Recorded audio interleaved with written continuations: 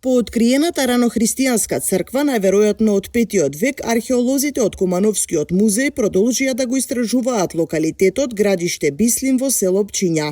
Предпоставките од досегашните ископувања се потврдени.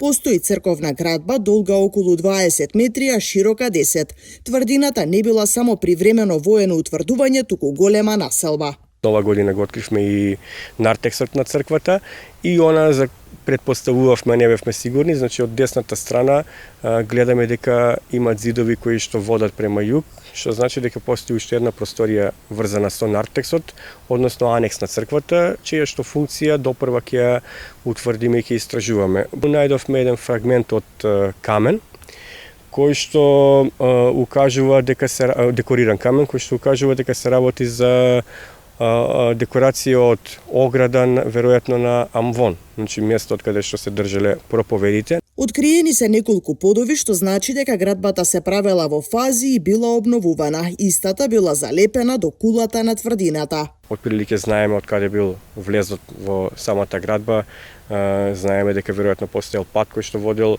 до таму и секако се работи за цела населба, утврдена, значи цела тврдина, најсочувана во овој дел од Македонија и секако дека не само за нас, туку и за многу идни генерации ќе има многу работа тука.